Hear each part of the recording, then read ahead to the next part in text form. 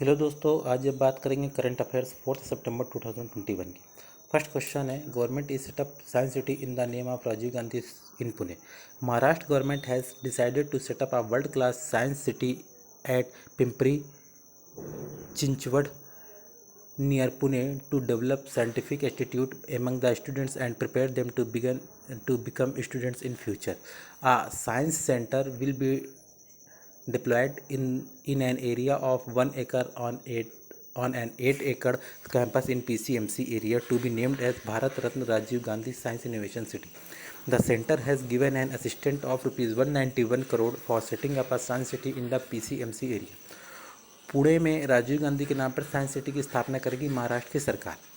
अब देखिए, इसको याद करने का तरीका क्या है, कैसे ना इसको याद हम लोग रखेंगे कि जो महाराष्ट्र है, महाराष्ट्र यानी महान लोग, यानी महान क्या है, राजीव गांधी भी बहुत महान थे।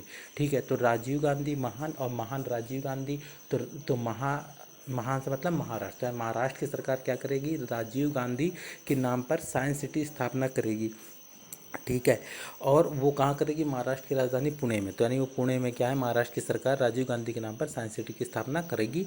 महाराष्ट्र सरकार ने छात्रों के बीच वैज्ञानिक दृष्टिकोण विकसित करने और उन्हें भविष्य में छात्र बनाने के लिए तैयार करने के लिए पुणे के पास पिंपरी चिंचवड में एक विश्व स्तरीय विज्ञान शहर स्थापित करने का निर्णय लिया है। Bharat Ratna Rajiv Gandhi science innovation city के रूप में नामित करने के लिए पीसीएमसी क्षेत्र में 8 एकड़ के परिसर में 1 एकड़ क्षेत्र में विज्ञान केंद्र विकसित किया जाएगा। पीसीएमसी क्षेत्र में साइंस सिटी बनाने के लिए केंद्र ने 191 करोड़ रुपए की सहायता दी है। यानी इस बात का ये मतलब है, ये स्टेटमेंट का मीन्स है कि जो है पुणे में, जो महाराष्ट्र की जो राजधानी है पुणे में क्या है, राजीव गांधी के नाम से साइंस सिटी की स्थापना होगी, जिसका पूरा नाम क्या होगा, Bharat Ratna Rajiv Gandhi science innovation city. और ये कहाँ पे खोला जाएगा, ये कहाँ पे इसको विकसित किया जाएगा, पीसीएमसी क्षेत्र में 8 एकड़ की ज़मीन ली गई है, वहाँ पे 1 एकड़ ज़मीन में ये साइंस सिटी खोला जाएगा, क्योंकि इससे क्या है, भविष्य में छात्र बनने के लिए तैयार हो। यानी भविष्य में साइंस में, विज्ञान में अगर अपना कोई कैरियर बनाना चाहता है तो ना उसके अंदर ना वैज्ञानिक दृष्टिकोण विकसित किया जाए, इस वजह से वहाँ पे ये खोला गया है। और ये जगह है पुणे के पास पिंपरी चिंचवड में ये ओपन किया गया है। ठीक है, सेकंड क्वेश्चन है, Oxford university tops Times world university ranking 2022। The Times higher education THE world university ranking 2022 has been announced. Oxford University tops the list, followed by California Institute of Technology and Harvard University at second and third place respectively. The Indian Institute of Science IISc Bengaluru is the place between the positions of 301 to 350. Incidentally, it is also the only university in the top 350 ranking. Oxford विश्वविद्यालय Times world university ranking 2022 में सबसे ऊपर। Times higher education the world university ranking 2022 की घोषणा कर दी गई है। Oxford विश्वविद्यालय सूची में सबसे ऊपर है। इसके बाद कैलिफोर्निया इंस्टीट्यूट ऑफ टेक्नोलॉजी और हार्वर्ड यूनिवर्सिटी क्रमशः दूसरे और तीसरे स्थान पर है। भारतीय विज्ञान संस्थान IISc बेंगलुरु को 301 से 350 की स्थिति के बीच में रखा गया है। संयोग से यह शीर्ष 350 रैंकिंग में एकमात्र विश्वविद्यालय भी है।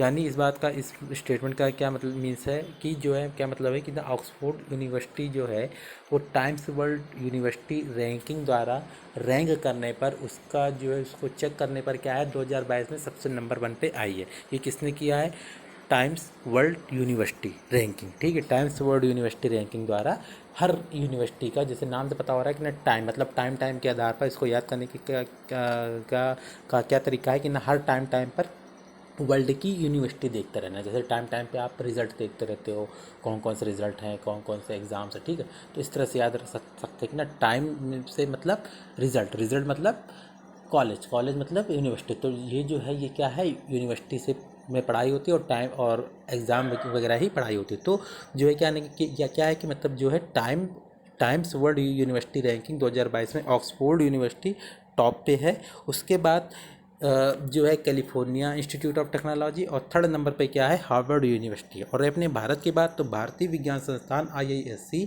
बेंगलुरु को 301 से 350 की स्थिति के बीच में रखा गया है।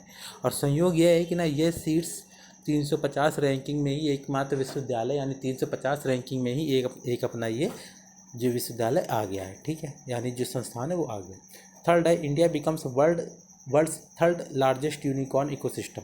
Hurun Research Institute has released the Hurun India Future Unicorn List 2021, according to which India is the third largest unicorn startup ecosystems in the world.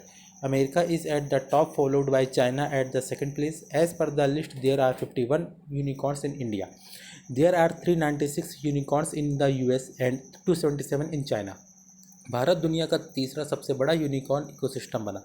Hurun research institute ने Hurun India future unicorn list 2021 जारी की है, जिसके अनुसार भारत दुनिया का तीसरा सबसे बड़ा यूनिकॉर्न यानी स्टार्टअप इकोसिस्टम बन गया है। अमेरिका शीर्ष पर है, उसके बाद चीन और फिर तीसरे नंबर पे क्या है अपना भारत। इस हिसाब से और भारत में सूची के अकॉर्डिंग क्या है, भारत में 51 है, अमेरिका में 396 और चीन में 277 यूनिकॉर्न है। यानी इस बात का या इस स्टेटमेंट का मीन्स देखिए कि जैसे जो भारत है ना वो अपना दुनिया का क्या है तीसरा सबसे बड़ा स्टार्टअप इकोसिस्टम बन गया है।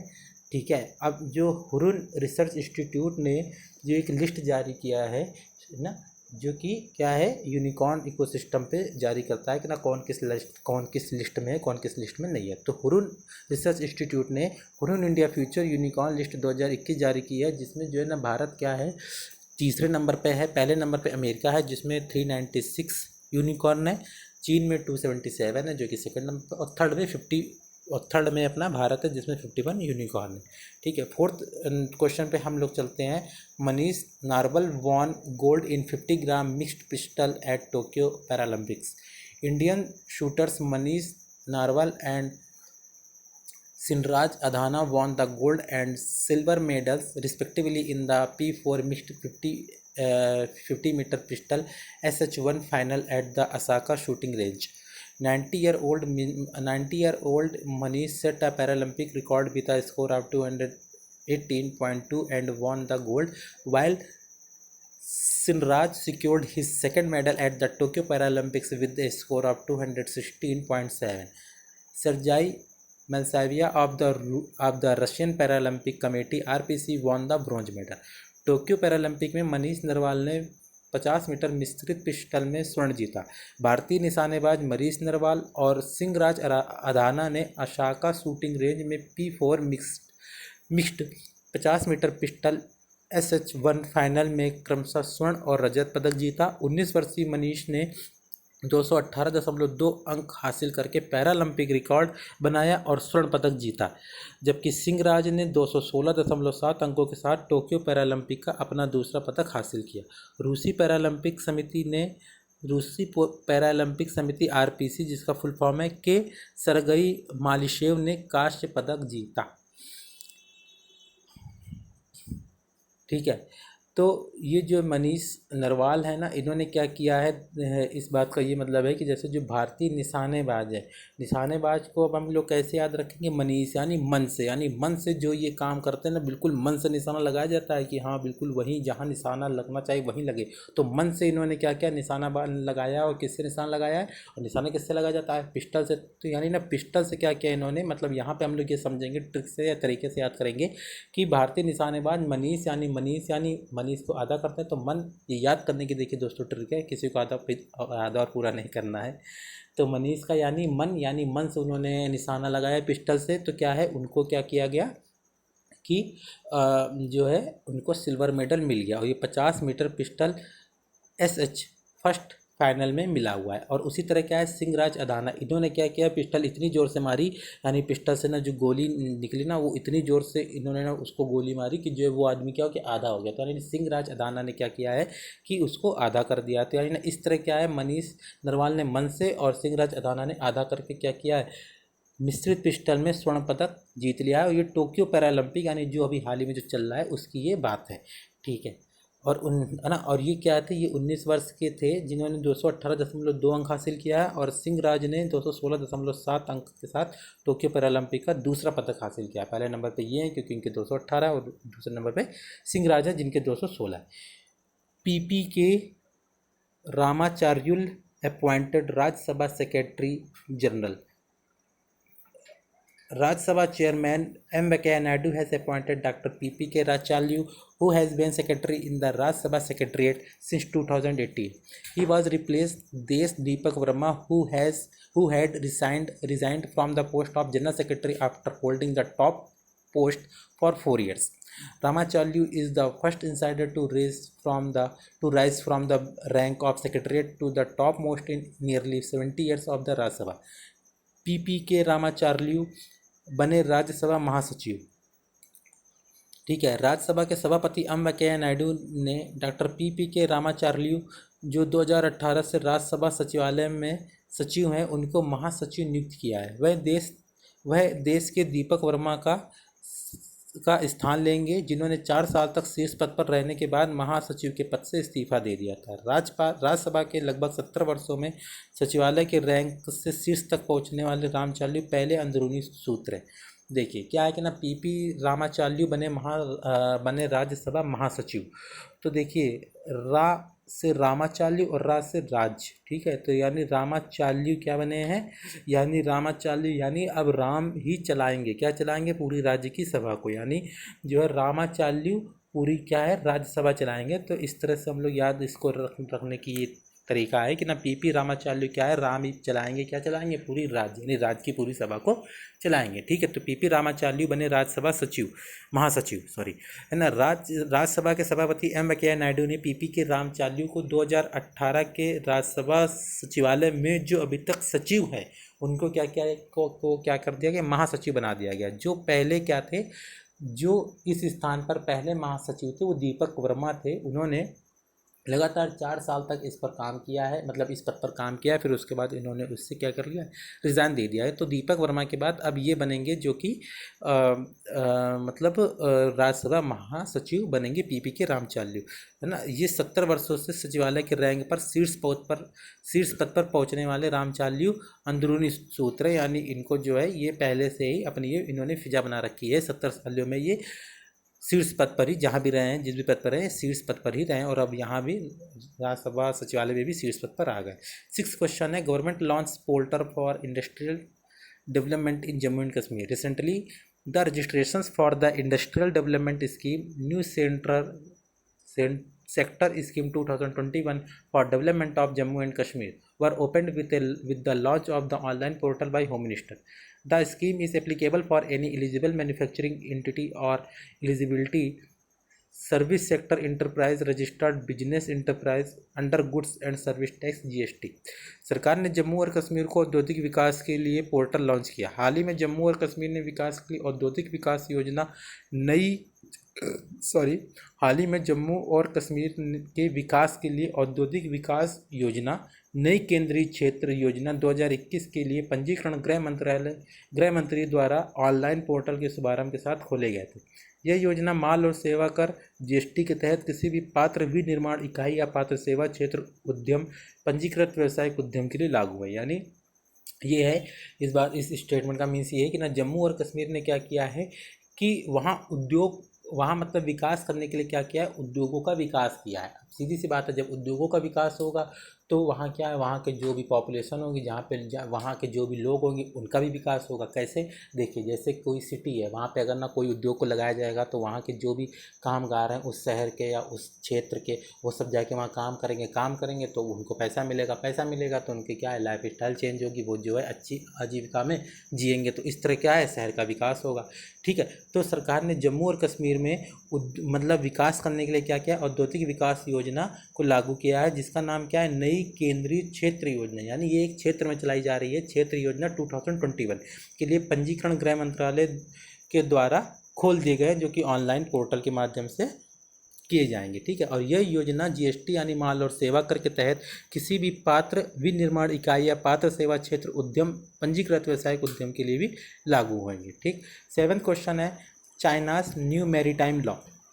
China's new maritime rules designed to control the entry of foreign vessels in what Beijing's call Chinese territorial waters came into effect recently. The move is expected to have far-reaching consequences for passage of vessels, both commercial and military, in the disputed South China Sea, East China Sea and Taiwan Strait. चीन का नया समुद्री कानून चीन के नए समुद्री नियमों को विदेशी जहाज़ों के प्रवेश को नियंत्रित करने के लिए डिज़ाइन किया गया है, जिसे बीजिंग चीनी क्षेत्रीय जल कहता है, हाल ही में लागू हुआ है। इस कदम के विवादित दक्षिण चीन सागर, पूर्वी चीन सागर और ताइवान जल डमरू मध्य में वाणिज्यिक और सैन्य दोनों प्रकारों के जहाज के पारित होने के दूरगामी परिणाम होने की उम्मीद है। यानी चीन में एक नया समुद्र कानून लागू हुआ है। समुद्री कानून, जैसा कि आपको नाम से पता चल रहा होगा कि यानी ये कानून क्या है, समुद्र पर लागू होगा। तो चीन के नए समुद्री नियमों को विदेशी जहाज के प्रवेश को नियंत्रित करने के लिए डिजाइन किया गया। यानी इसमें ना जो भी अगर चीन से कोई भी अगर जैसे चीन देश के समुद्र में अगर कोई भी जहाज़ बाहर से आता है तो ये उस जहाज़ के लिए ये नियम बनाया गया है। क्या बनाया गया है, यानी इसको नाम क्या दिया गया है, चीनी क्षेत्रीय जल। ठीक है, चीनी क्षेत्रीय जल नाम दिया गया और जिसे अभी अभी ही लागू किया गया, हाल ही में लागू किया गया। इसके उपरांत क्या है कि दक्षिण चीन सागर, पूर्वी चीन सागर और ताइवान जल डमरू मध्य में वाणिज्यिक यानी कॉमर्शियल और मिलिट्री यानी सैन्य दोनों प्रकार के जहाज़ों के पारित होने के दूरगामी परिणाम होने की उम्मीद है। यानी जो है ये सब क्या है, ये यहाँ से अपने जहाज़ निकाल नहीं सकते हैं। पहली बात तो लाएंगे तो निकाल नहीं सकते हैं। ठीक है, यानी तो इस तरह का एक समुद्री कानून चीन में लागू हुआ है जो कि समुद्र पर ही लागू होगा, जैसा कि नाम से पता चल रहा है, जिससे क्या कहा जाता है, चीनी क्षेत्रीय जल कहा जाता है। 8th एंड लास्ट क्वेश्चन है, government emphasis need to conclude LGSCAS scheme in non-metros in time. The government asked all stockholders to conclude rupees 50,000 crore loan guarantee scheme for COVID-affected sectors aimed at shoring up healthcare infrastructure in non-metros in time to deal with any future third wave.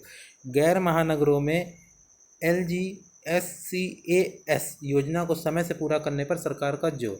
सरकार ने सभी हितधारकों को भविष्य में किसी भी तीसरी लहर से निपटने के लिए गैर महानगरों में स्वास्थ्य सेवा के बुनियादी ढांचे को मजबूत करने के उद्देश्य से कोविड प्रभावित क्षेत्रों के लिए 50,000 करोड़ रुपए की ऋण गारंटी योजना को समाप्त करने के लिए कहा है।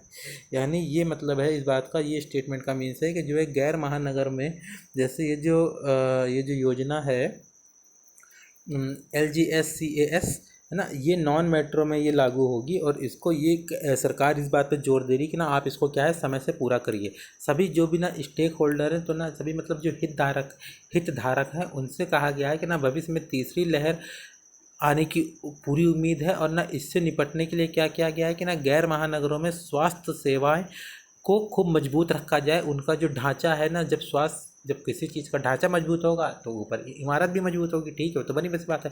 तो स्वास्थ्य सेवाओं के बुनियादी ढांचे को मजबूत रखा जाए कि जिससे जो कोविड जो प्रभावित क्षेत्र है उसमें 50,000 करोड़ की ऋण गारंटी योजना को समाप्त कर दिया जा सके। ठीक है, तो दोस्त ये थे 4 सितंबर 2021 के 8th क्वेश्चन। मिलते हैं नेक्स्ट क्वेश्चन में। Thanks for watching.